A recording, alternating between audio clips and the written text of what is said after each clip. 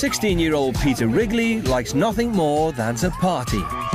That is all vodka, boy. Alright, not gonna lie, this guy is really enjoying himself. You can tell that this is like a 2008 video. As he's grown, he's become very pompous, very arrogant, thinks that he's God's gift. Ideal world. Absolutely minted. Loads of fit girls, loads of drink. Perfect, mate. This kid is a chav. Peter, get up now and pick up this stuff and hang up your suit.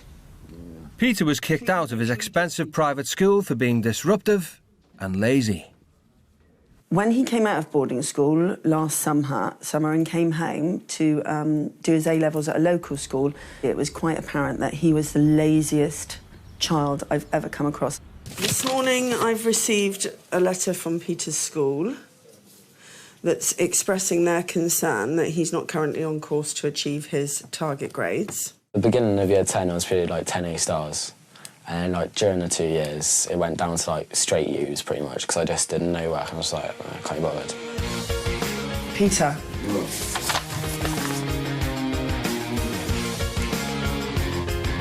You haven't even given me your full report. Pick it up. Peter, come and pick it up. Peter's been given every opportunity for an excellent start in life. Oh my Lord, I can't imagine how much money has gone on that boy's education and his whole life. Peter's parents divorced when he was 3. And since his mother's second marriage recently broke down, Peter's behaviour has worsened. He is the sort of lad who would rather seek forgiveness than ask permission. So many times he just gets into bother and then expects us all to forgive him afterwards. Not gonna lie, this dad looks too nice to have a son like this. Stop it! Stop it now! Over in Sussex, 17-year-old Jocelyn Harris spends all her days smoking marijuana. This is pretty much what every single kid does in nowadays, so it's pretty much normal. You do smoke cannabis, we all know that. You look very grey, you know, I mean, we're all... Grey? We're not all stupid now, are we? Well, I'm about to turn 18, I'm not going to go all sober and go on a detox. Experimental stuff. Yeah, but I'm about to turn 18, I'm not going to stop drinking and, like, never take drugs again when I turn 18. It's just bad news. At night, Jocelyn goes out in Brighton to drink with her mates. So you're not stoned? I've been stoned since 10 o'clock this morning, actually. You've made about 9 hours. Yeah. Monday to Friday is basically the same thing every day. About 5, 6-ish, I'll get a train down to Hayward Heath and I'll meet 3 or 4 friends. She was asked to leave college because of her problem with authority. I hate people telling me what to do all the time. I could never handle the teachers at school because they just think that they can order you around. She always seemed to be in trouble and always seemed to be in detention or being internally excluded. She set fire to the science lab once. Jocelyn was once a keen rider and even played cricket for her county. She always achieved good grades, but since her dad began working abroad in Dubai for months at a time, it all went downhill.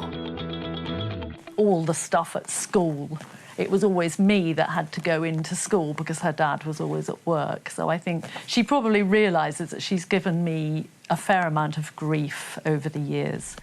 She spent the last year doing nothing. You have no responsibilities, you can sit around, smoke your rollies, talk to your friends. Do you know what I mean? And I don't think you really get that. What are you going to do if you don't get an education? How are you going to fund all that? How are you going... Well, how are you... Fund what?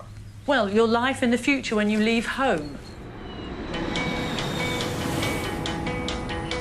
Both parents have agreed to send their children to India for 8 days to live with a strict Indian family. That's the plan. Really good. Can I have some money, please? No, well, I was going to give you a bit of money, a bit of spending money, but that's for you, all right? Cheers. I don't think he quite knows what's in store for him. Hopefully he'll come back having had a good think about what he really wants to do, what he wants out of life. the moment of truth. Yeah. Give it your best shot. I will. I'll see you in a few Okay. weeks. Bye, Jocelyn. Bye. She better be fit. If she's not fit, I'm not going to be happy. And hopefully a slag. If so, I'll be a happy bloke. Hey. Yeah, I'm Pete. I'm Josh. You're right. Nice to Yeah, meet you. Angie. Yeah. How are you? I'm alright. I'm scared. I'm Yeah. excited, but I'm scared. No, I'm buzzing. Absolutely, I can't wait.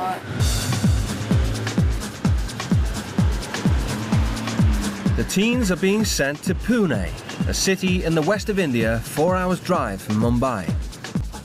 Dad Uni is the CEO of a multinational company employing 5,000 people. We came from normal middle-class family background. We aspire to do good in life, work hard towards that, never rest. Mum Madhu is the CEO of their home and has a strict set of rules for their 15-year-old son, Siddharth. Today he has reached a point where we need to say just a word and he knows where he's going off the mark. Well, the rules in my house, see, they're quite simple. Don't do anything wrong. If I do something wrong, I'm in trouble. Final answer comes out as 2x minus y minus 2z. Okay? Only child Siddharth has been sent to one of Pune's most sought-after private schools, where he's expected to achieve good grades. In the class, if you were to be getting a 1992 and comes a third rank, we'll appreciate him. But thereafterwards, we'll also tell there are some other people who are doing possibly better than you. Education is very important in our house. It's possibly the most important thing. If you don't focus on your education now, you'll end up in a slum, working in a factory or some menial job. You'll be cleaning a toilet or something like that.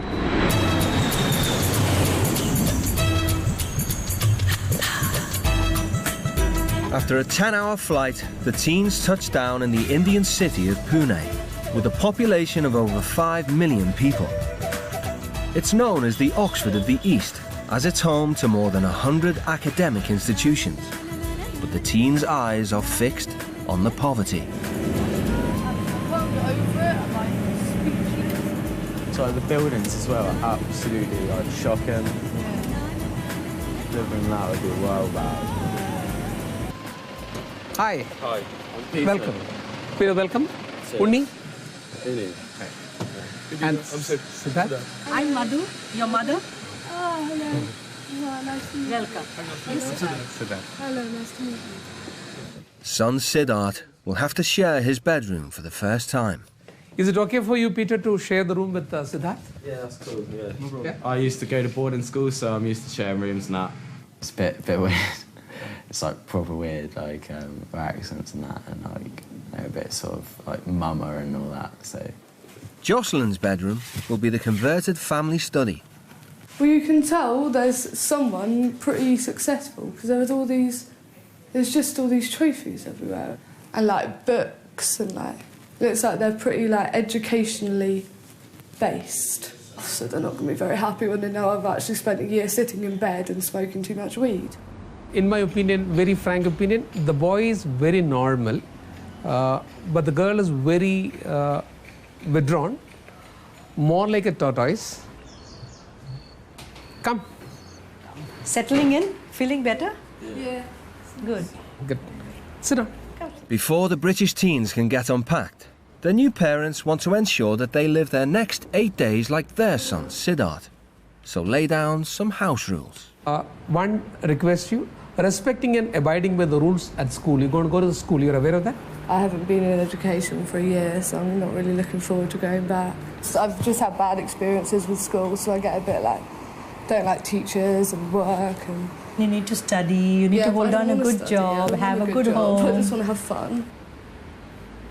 Decency of language while communicating.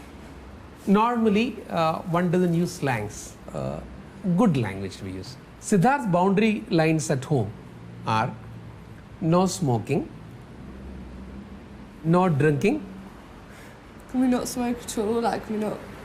Can we smoke outside the house? Unfortunately, no. I don't. Yeah, but what if we don't want to give it up? Give it to me. I haven't got any alcohol. What do you got, cigarettes? Yeah. Give it to me. Thank you. Why can't you give it up for a week and work towards giving up smoking? I want to smoke for the summer. Because if I give up now because I smoke cannabis during the summer, I'll find it really difficult not to smoke cannabis, and I'll have tobacco in it. You smoke cannabis? Yeah, that's why I don't drink so much anymore. Jocelyn, there is a saying, tomorrow never comes and today never goes. Jocelyn and Peter are asked to sign a contract stating they'll comply with the rules of their new home. So you keep reading and rereading till it becomes a part of your psyche. We appreciated their openness within a few hours to be able to tell us that. And secondly, we have the confidence as elder parents to get them around. They asked me to hand over all my cigarettes, but I still have a packet of GB in my bag, and I'm not giving them that. Down in the communal garden, the British teens waste no time in breaking the smoking rule. It feels like I'm about 8 again and smoking underneath my bed. You smoked when you were 8? Jesus. Yeah. The fact that this kid has been smoking since the age of 8 is just really concerning. Really good when I was little. It wasn't until I got to like 13 that I started getting bored of the whole, you know, I'm a nice girl, I do well at school. Fuck that. They need to realise that people from England aren't so cooperative. Having formed a bond over a fag, Joss and Pete decide to test the resolve of their new parents. I guess that's all we have time for today, so you could probably stick around for the next one. I might make a part 2 depending on how people react to it, so yeah. Have a nice day, everyone.